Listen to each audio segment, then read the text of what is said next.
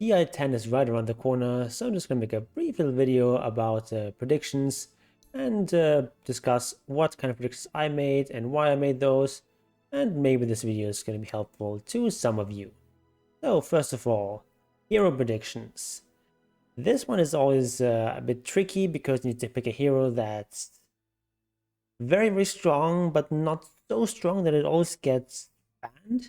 So I think Tiny is a good spot there because he's a hero that's extremely powerful. He's playable in multiple roles. So teams are very happy to first pick him. At the same time, though, I think most teams are going to be more or less comfortable playing against Tiny. And oftentimes they're going to ban out other heroes that are maybe like more specialist heroes for the enemy team. So I think Tiny is going to get through a big amount of the time. And he's so strong that if he doesn't get banned in the first phase, he's probably getting picked in the first phase. So I think he's a good bet for most picked hero. Most banned hero, again, it's hard to say. It's also going to change over the course of the tournament. Particular heroes get discovered during the tournament. But IO just historically has been a very popular hero at CI. Hero has been banned a lot. The teams that don't quite know how to play against IO and don't really want to, they're just going to ban him. And they'd rather have probably faced a hero like Tiny that they're more familiar with. So I think that's a decent pick for most banned. Could also be something like a Beastmaster, for example. It's also something that a lot of teams just say, I just don't want to deal with this, so we're just going to ban it. But I think IO is probably the most likely. Then this one, hero with highest win rate, that's a total crapshoot. There's no real safe bet or anything like that. It's basically the way it works. You have to have a minimum 5 games played. So this is pretty much a hero that's picked like 5 or 6 times and just goes 5-0 or 6-0. So it's very random. So you're going to pick a hero that's not very popular, but not completely unpopular. So a hero that's playable, that's strong, that's capable of going like 5-0 or 6-0, but still a hero that's more niche. I think Visage fits that bill quite well, but there's also like lots of other heroes you could put in that spot. This is just my best guess. Then we have hero with highest kill average, and typically it's going to be mid laners that have highest kill average. So we could, I have TA here, could pick like Storm Spirit, Queen of Pain, any of these heroes that have a lot of kill potential. I picked TA because it actually gets lots of kills, and typically whenever you have this sort of average thing, you tend to want to have heroes that are not like extremely popular. And so Storm Spirit is going to be picked more than TA, and that's sort of gonna bring it more in line with sort of averages. Or say you want to have these extremes, so I'm going with TA here. Then we have highest assist average. Again, I'm picking a hero that's probably not going to be picked like a whole lot, but it's probably going to get above that 5 game threshold. And Spectre is just very easy to get assists with Spectre because whenever you haunt, you basically get assists for all the kills that happen in fight. You could also pick something like a Zeus. Then with lowest death average, Viva is a hero that just tends to die very little. One problem with Viva is that it's a very strong hero and he's probably going to get picked quite a bit. So that's always problematic when you're going for this averages. But still, I think Viva is probably still the best bet here. With the highest last hit average, I'm picking Naga Siren. Of course, she's a hero that gets lots of last hits, farms very fast. And also, she's a hero that has trouble actually closing out games. If you compare her to a hero like Terrorblade, Terrorblade farms almost as fast as Naga, but once you actually farmed, you can finish games quite easily. With Naga, that's a lot harder. So yeah, you should probably pick like Naga Siren, maybe Anti-Mage, hero like that. Then highest XPM average, TA again. I think TA is a hero that just tends to get a lot of XP because she's like a farming mid, and she doesn't rely on things like illusions to clear creeps outside of her XP range. She gets lots of kills, so yeah, I think she's a good bet here. Storm Spirit, here with the most kills in a game. If you have most kills in one game, then you want to have a hero that's picked a lot. So Storm Spirit, I think, is a better bet than something like TA. And then most last hits in the game, again, Naga Siren. I think Naga Siren is going to see a decent amount of play at TI, so I think this is a pretty good guess here. Okay, onto the teams. So pretty much it's LGD, I think, is by far the strongest team. So I'm just going to pick them a lot. I have some EG here, highest kill average. Okay, I mean, that's a lot of this is kind of random here.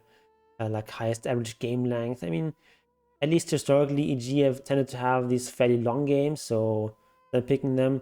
Not sure if this is still true with this iteration of EG. I haven't really followed them too much in those last like 2 years.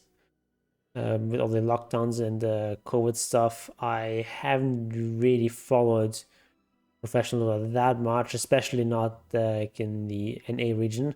I don't really know too much about in what kind of shape EG are, but what I've heard, they're quite strong. So I'm expecting them to do fairly well in this tournament. You know, probably get like top 4, top 6, that kind of thing.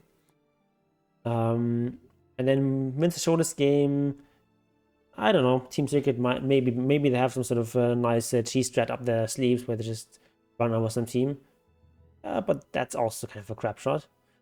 And team that picks the most different heroes, I'm just gonna go with LGD because I expect them to go all the way to the finals, so they're gonna play lots of games. You'd also like try to maybe pick a team that's like not quite the best, but sort of almost the best. So like ideally you want a team that goes through the loser bracket into the finals. But yeah, that's sort of hard to guess. I'm just going with LGD. And then this, I don't know, I'm just picking some team that I expect to drop out soon. And this minimum 10 games played is not relevant because you play, I think, 14 games in the group stage. So you're also going to have at least 10 games played. Now, for the players. Here, it's basically just LGD all the way, more or less. I just have, you know, nothing to say and armor on most things. And then 2 TC predictions, play with highest GPM average and highest last hit average. Reason for that is that, again, I expect HE to do quite well. And I also expect that EG are going to play heavily focused around Atizi. They tend to make lots of space for him and to be very focused around getting Atizi his farm. And also they tend to play longer games. So I think Atizi is probably the best bet for those 2 slots. But the rest, I'm just going to go with the 1 and 2 position for LGD. Also, they have the glossiest lips, so that's also a bonus. And then lastly, the tournament predictions. Total number of games played at the main event. You want to pick 45 to 49 or 50 to 54. It's almost certainly going to be one of those 2. Which one you choose is more or less up to you. I think this one is slightly more likely. Then we have total number of heroes picked. I don't think there's that many heroes that are like just really bad, so I think this is probably the best bet. Would also be 91 to 100, definitely not less than that. Total number of heroes banned, I'm saying like slightly less than 100 maybe. This is again hard. Maybe it's also this one, maybe even this one, I don't know. Hard to say. Most combined total kills in the game.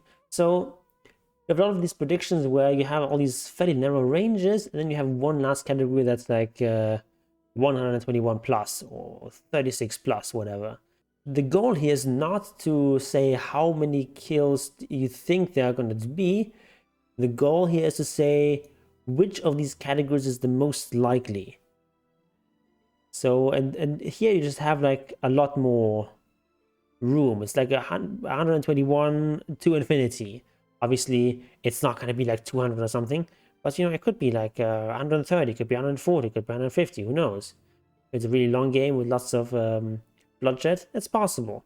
So, most likely it's going to be less than 120, but the thing is, each of these categories is going to be significantly below 50% probability. So, I'm picking this one. Maybe that's the most likely. Longest game of the tournament. The same logic from earlier, you could say, okay, let's just take 100 plus. The thing is, though, currently these very, very long games are really rare. So with the introduction of these neutral items, especially the super powerful tier 5 items, these typically just force the end of the game. You have all these super powerful Roshan bonuses. So these kind of 200-minute plus games that we sometimes saw in the past, these don't really happen anymore.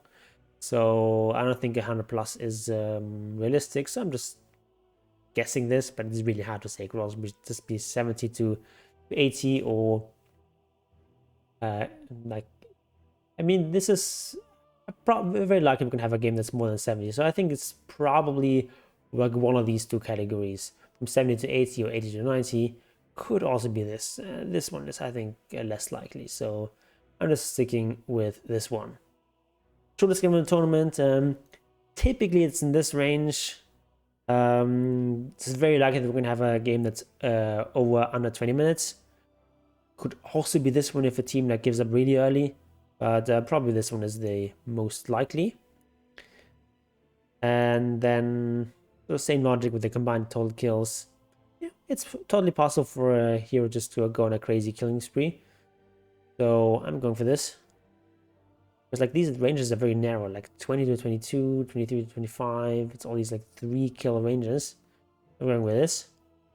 Same logic here. Someone might just get the Malcolm Ward or something. Most assists by hero in a game. I think it's definitely possible to get like huge amount of assists. You're playing something like a Zeus or a Spectre. Then highest GPM by hero in a game. So if you're gonna get some Alchemist games, which I don't think Alchemist is that strong right now, but we might get some Alchemist. Alchemist is typically one of the heroes that's come out in TI. So just as long as you just get like one good Alchemist game, there's gonna be 1,000 GPM plus. Also, like some possibility that some other hero might reach 1,000 GPM. It's very rare for non-alchemists to get that high, but it's possible. And it just needs to be one game, so I'm going with this.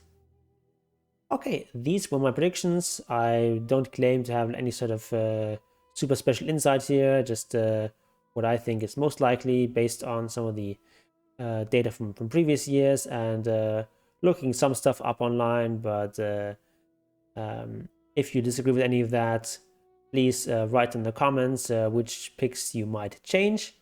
And always willing, I'll see you next time.